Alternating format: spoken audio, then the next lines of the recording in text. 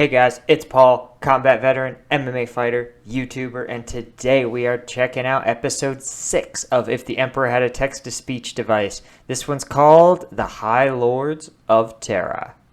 Let's go.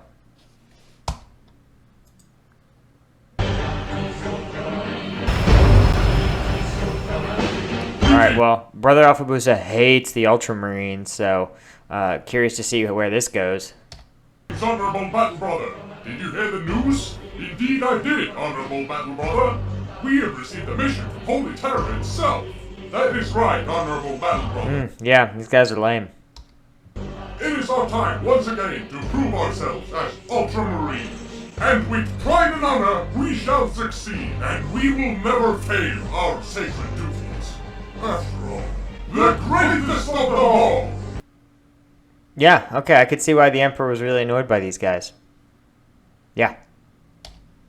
Are the Ultramarines! Soon enough I should stop hearing their constant fucking chanting in my head. I've been hearing it for so long that I'm starting to feel like I have warp traveled on a fucking bicycle. Okay, this joke has gone completely over my head. Need help from the lore experts. I'm still not certain about this idea, my lord. Are you defying me? No, absolutely not. I was just thinking, since the Ultramarines are one of the greatest forces in the galaxy, are you 100% certain that sending them to their imminent doom on the planet of the Sorceress is a good idea? Look, my child.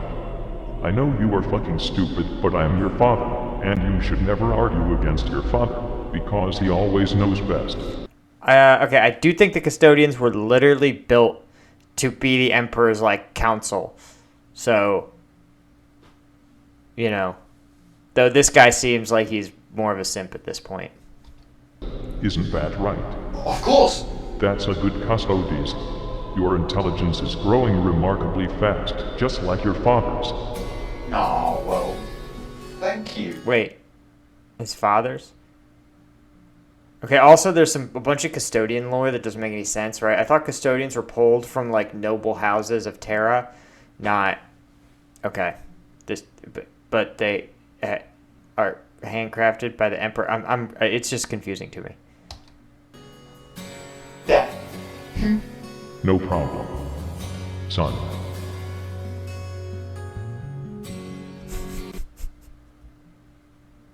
This cheesy music is great. Now, prepare your cleansing equipment. My eye lobes are itching like they are infected by a fucking Death Eater virus. Also, bring my Centurion. Right away!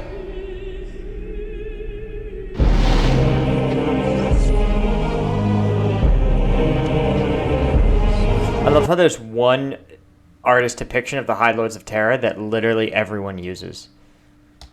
High Lords of Terra, we are gathered here today to discuss the most pressing matter, the survival of the Imperium of Man, such that we have never seen before. Should we outlaw the use of laxatives to everyone but us? Because my poo has been really hard and dusty lately. This seems like a thing they would discuss, yeah. I am the law, and I think that not only should we outlaw laxatives, we should also get a new shipment of fruitcakes, because that really helps out with how your bowels dents out poo. Are the High Lords of Terra supposed to be incredibly old? I thought they were, refreshed semi-regularly. I disagree. Our generals need to pool in several random places to command those living flashlights of mine. And the workers in the t-shirt factory's gotta do that too. Can my guys go into battle with their fucking skillets, can I? I think that this is a dumb discussion for you biological types. Why?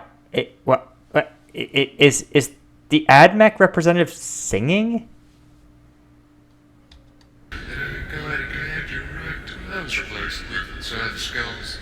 Alright, seriously, it isn't funny anymore. First, you make fun of my hat on a daily basis, and now you send this emperor-damned message throughout the entire Imperium. Why? Can you quiet down, Tower I can't hear you. We didn't say anything, I think, did we? I don't know. Who am I again? I forgot.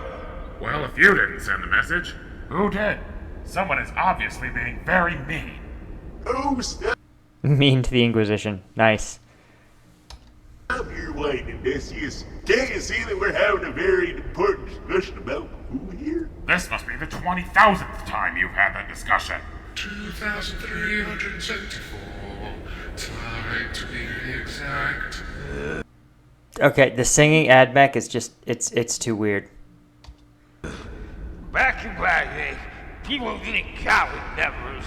Instead, we used good old-fashioned cultures to count. Well, perhaps we should outlaw counting again? Oh yeah. I am the law! Well, I'm gonna go back to the Ecclesiarchal Palace and figure out which one of you pruneheads ordered this message to be sent around. The Ecclesiarchy is not disbanding, and that's that. My lords, the inquisitorial representative has arrived. The inquisitorial representative? What's funny is that this actually happens a lot in the real governments, that you it's bizarrely hard to disband agencies. The classic example that I always give is like Voice of America, right? Here's something that was created to be like a U.S.-backed independent news agency on the other side of the Iron Curtain, where they couldn't really access independent news or journalism or news of the outside world at all.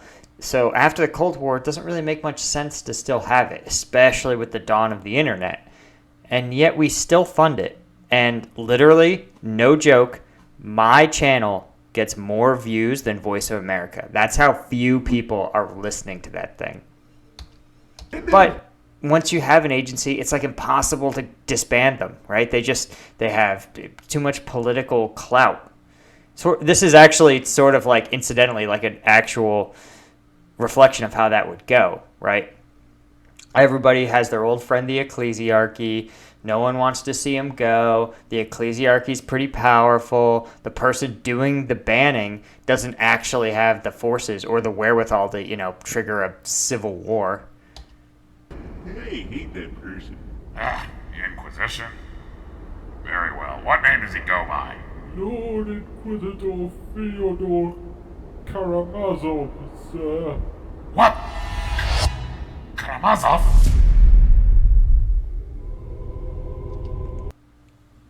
Okay, I'm sorry. All I could think of is Fyodor Karamazov is the Russian writer, right? The brothers Karamazov.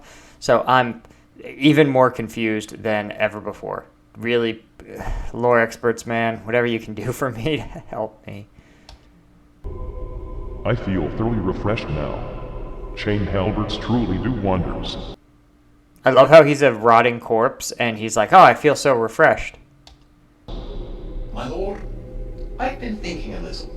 When Magnus tried to contact you, what did he try to tell you? Are you siding with chaos now? No, my lord.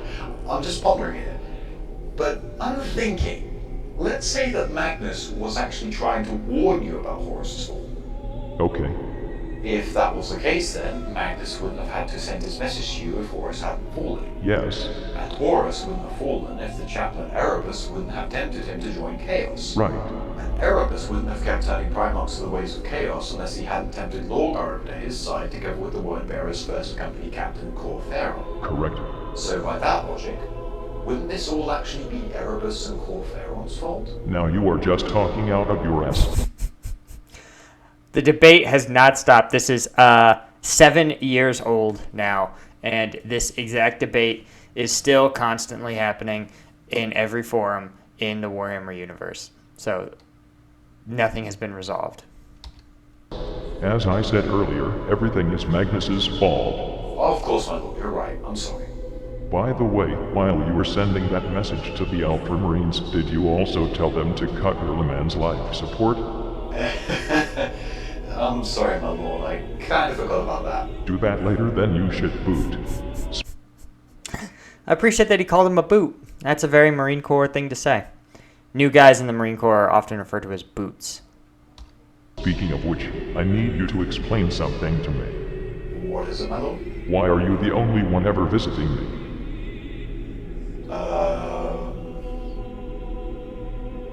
Oh, why indeed?